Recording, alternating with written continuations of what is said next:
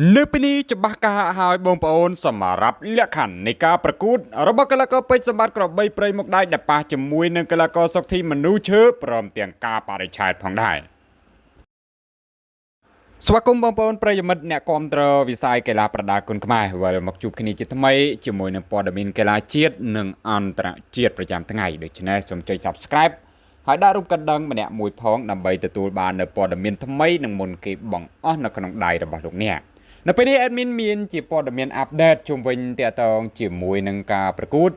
របស់កីឡាករសុកធីមនុឈើគុណខ្មែរនិងកីឡាករពេជ្រសម្បត្តិក្របីព្រៃមុខដៃគុណខ្មែរអញ្ចឹងអ្នកទាំងពីរជុំវិញទាក់ទងជាមួយនឹងលក្ខខណ្ឌបងប្អូនគឺត្រូវលេងបែបលក្ខណៈកង់ធំធម្មតាវាយ5ទឹកនេះបើតាមការដែលបញ្ជាក់ពីសំណាក់កីឡាករពេជ្រសម្បត្តិផ្ទាល់តែម្ដងបងប្អូនហើយពេជ្រសម្បត្តិគាត់ទើបតែមកដល់ទឹកដីនៃប្រជាណាចក្រកម្ពុជារបស់យើងកាលពីថ្ងៃមិញដែរទេអញ្ចឹងមកដល់កម្ពុជារបស់យើងភ្លាមតាមរយៈវីដេអូនៃកិច្ចសម្ភាសផ្ដល់បទសម្ភាសទៅកាន់អ្នកសារព័ត៌មានហ្នឹងគឺគាត់បានលើកឡើងច្បាស់ហើយអញ្ចឹងគឺលេងកង់ធំ5ទឹកដើម្បីកុំឲ្យថាអូ credit អញ្ចេះ credit អញ្ចោហើយយ៉ាងណាមិញយើងឃើញជាក់ស្ដែងបងប្អូនពេជ្រសម្បត្តិមានអ្នកមួយចំនួនដែលមិនស្រឡាញ់ចូលចិត្តគាត់នឹងថាហេតុអ្វីក៏ក្រឡាលើគេអញ្ចឹងជាទូទៅយើងអាចដែលឃើញថាពេជ្រសម្បត្តិក្រឡាលើអីផងបងប្អូនការដែលលេងកង់ធំកង់អីហ្នឹងគឺគាត់លេងតែរហូតជាមួយនឹងឃីមបូរ៉ាជាមួយនឹងធុនវណ្ណាសឹងតែជាកង់ធំដែលឡាយតែជាមួយនឹង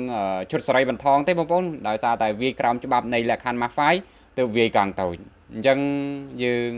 ឃើញជាក់ស្ដែងតែម្ដងហើយយ៉ាងណាបងប្អូនគាត់ចេះតែលើកឡើងចេះលើកឡើងចុះហើយទន្ទឹមនឹងនេះផងដែរថ្មី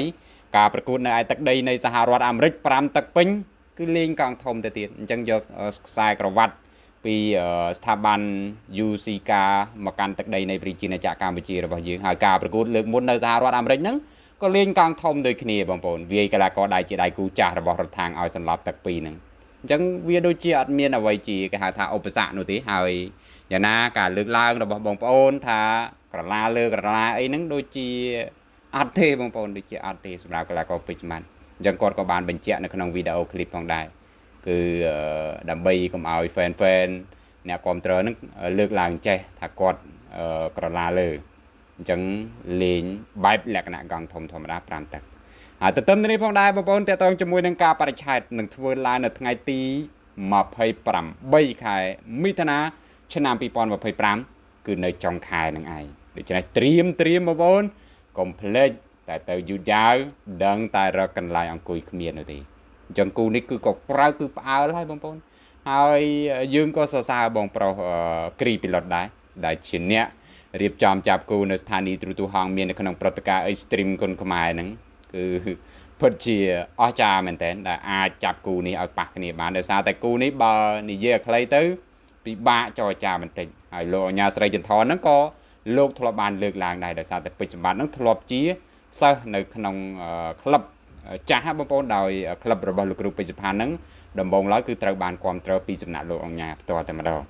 ហើយចាណាចំពោះថ្មីនេះលោកអញ្ញាក៏បានចេញមកធ្វើការដែលបង្ហោះសារផងដែរថាលោកព្រមបើកភ្លើងខៀវហើយឲ្យសុកធីប៉ះជាមួយនឹងពេជ្រសម្បត្តិនឹងឯងអញ្ចឹងអ្វីគឺរលូនហើយបងប្អូនស្ម័គ្រចិត្តរៀងខ្លួនដោយ like នៅរងចាំតែថ្ងៃប្រកួតឈានចូលមកដល់តែប៉ុណ្ណោះព្រឹត្តិការណ៍ដ៏អស្ចារ្យ Extreme Cambodia ថ្ងៃទី28មិថុនាឆ្នាំ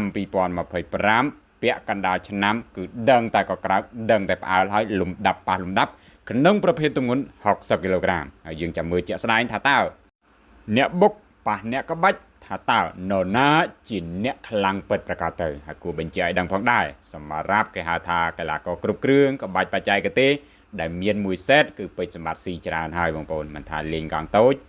ឬក៏បែបលក្ខណៈកង់ធំនោះទេហើយទន្ទឹមនឹងនេះទោះបីជាលទ្ធផលចាញ់ឬក៏ឈ្នះសូមឲ្យបងប្អូនមហាជន fan អ្នកគាំទ្រទាំងសងខាងមិនថាអ្នកគាំទ្រតុកធីឬក៏ពេជ្រសម្បត្តិសូមបើកចិត្តឲ្យទូលាយបងប្អូនពួកគាត់សុទ្ធសឹងតែជាកីឡាករខ្មែរនោះទេអញ្ចឹងតារាបណាសមត្ថភាពមាន credit របស់គាត់ឡើងគឺលែងអីនឹងប៉ះគ្នាបងប្អូនអញ្ចឹងត្រូវតែប៉ះគ្នាហើយគេថាភ្នំមួយมันអាចមានខ្លាពីរនោះទេអញ្ចឹងអ្វីនឹងត្រូវដោះស្រាយគ្នាជាក់ស្ដែងចំពោះការដែលធ្វើឡើងនៅចុងខែនេះហើយដូច្នេះ admin ក៏មានតែប៉ុណ្្នឹងហើយបងប្អូនយល់ចឹងណា ក៏អាចចូលរួម comment បញ្ចេញជាមតិយោបល់ម្នាក់មួយមើលជាចុងក្រោយសូមជម្រាបលា